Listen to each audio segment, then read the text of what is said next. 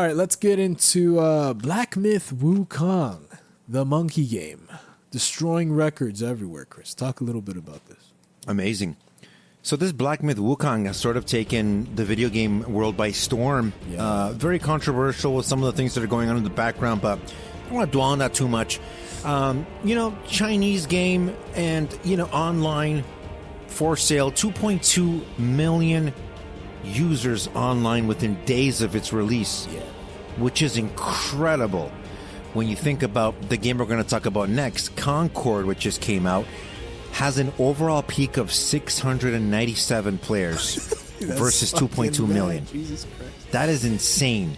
Damn. It sold 10 million units as of August 23, making it one of the fastest selling games of all time. All time, yeah. Not right now, not the last 6 months, not in Asia, or of all time. And doesn't matter how you slice it. Just incredible. Reception-wise, seems to have been getting some really good reviews, mostly right around the 8 out of 10 mark, right around there. The 8s. Ryan, we haven't talked about this game. What do you feel about this game? Is this something that you might check out? Because it looks amazing. The graphics look incredible, yeah. But I feel like every time we talk about a new game, the graphics look incredible. So it's almost like I'm taking the graphics for granted at this point. I know. I do have a soft spot for the Unreal Engine, so any Unreal Engine sort of game, you see it and you're like, okay, I know what that is, and I kind of dig it, right? Yes, I get that. No, I never really planned on playing this. Just the gameplay, I think, doesn't really entice me too much. And from what I hear, it's just like, it's, what's it called? It's kind of repetitive, right? It's repetitive gameplay. And you kind of rely on, at least I would rely on the story taking it, kind of taking the reins and, being the lead reason as to why you would play something like this. I don't know much about the story, though, I'll be honest. I've kept myself in the dark with this game for the most part. I just know that it's breaking records, 10 million copies sold, which is incredible. And it's also based on Journey to the West, which is loosely what Dragon Ball is based off of, so there's that also going for it. Interesting, okay. Yeah, so, which is a Chinese novel, so it makes sense.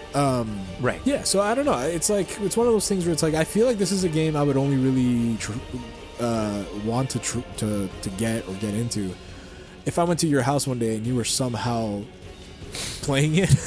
Yeah, I would. That's and I had to go walk my dog. And like, hey, you want to stay here? Just play for like around. half an hour. That would be my sell. That would be that would be how I would decide whether or not to really get into it or not. I'll be honest. Like, that's probably the only way. I think I need a hands-on demo, for example. Which I don't know if there is a demo. If there is one, let us know. I think I might check it out. But interesting. Yeah.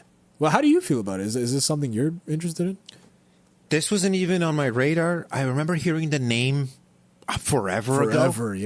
Forever ago. I'm like, okay, they're developing a game. Cool. It's like four years in the making. And, it looks good. I dig the whole monkey thing. It makes sense what you just told me, that it's based on a story that might have inspired Dragon Ball. Yeah. That's why you have Gohan and the whole monkey thing probably happens in that series, right? Yep. So it's interesting. It's really, really cool. It's got multiple endings, and it's not a full pop price game. Oh, it's not? Oh, I didn't know that. No, it's like $55. God damn, okay. Yeah. So that's pretty good.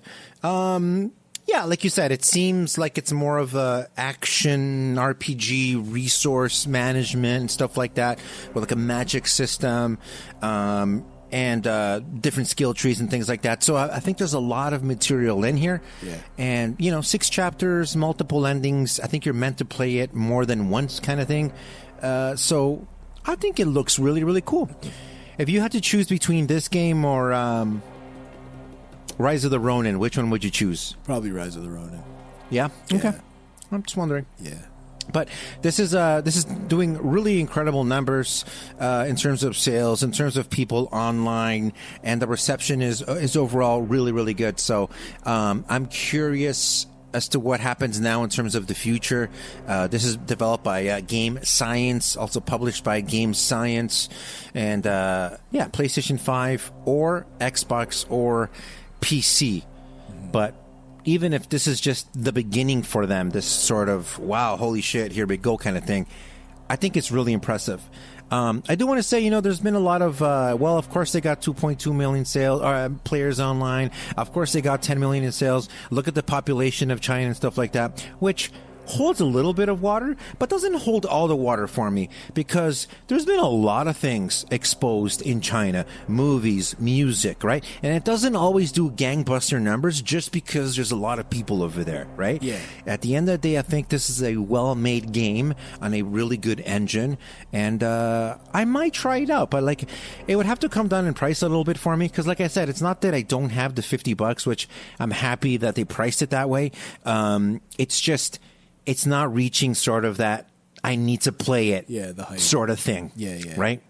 Yeah. That's kind of how I feel too. Looks really good. Like, I'll give it its props, but like, yeah, it's not like, just in my own personal interest, it's not hitting it as hard as it, needs to. Right. Which is fine. Exactly. I mean, not every game is for you. That's how it is. Right. Oh, yeah. Yeah. But yeah. No, it's interesting. We'll see. This might warrant a sequel. This might warrant a ton of other. Maybe the studio, has made so much money that now they're gonna get into other things. Like, it's, the door's open now. So Right. that's cool. Exactly.